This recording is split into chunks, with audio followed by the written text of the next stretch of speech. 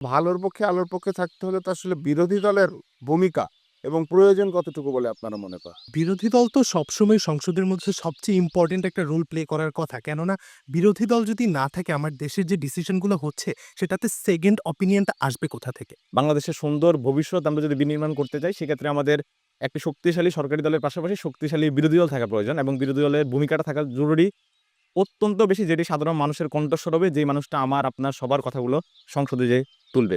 নির্বাচন পরবর্তী কেমন বাংলাদেশ চাই?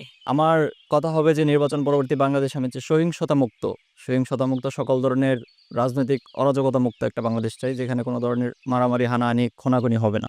সুক্রালোজ থেকে তৈরি স্কোয়ারের জিরো ক্যাল চিনিবাদ মিষ্টি স্বাদ।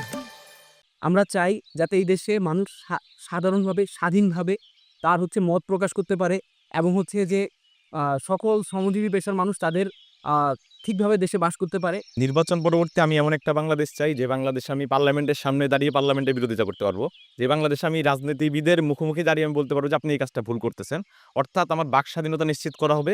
সেক্ষেত্রে আমরা এমন একটি বাংলাদেশ দেখতে চাই যেখানে দুর্নীতি থাকবে না, সুশাসন জারি হবে এবং প্রত্যেকটা নাগরিককে সমান মর্যাদা দেওয়া হবে। কারণ আমরা সাম্যের বাংলাদেশ প্রতিষ্ঠা করার কথা বলি, ন্যায় ইনসাফের ভিত্তিতে বাংলাদেশ প্রতিষ্ঠা করার কথা বলি।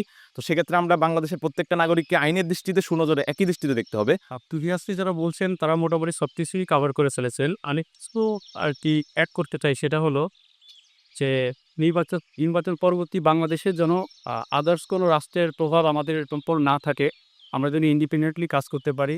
আমার দরকার হচ্ছে সরকার মানুষের কাছে অ্যাকাউন্টেবল থাকবে এবং সেই সরকারের একটা নৈতিক দায়িত্ব থাকবে যে সে একটা ফান্ডামেন্টালিজম থেকে বের হয়ে এসে একটা সেকুলার বাংলাদেশ প্রতিষ্ঠা করতে সে হেল্প করতে পারতেছে কিনা। অনেক ধন্যবাদ। খুব সুন্দর সুন্দর কথা।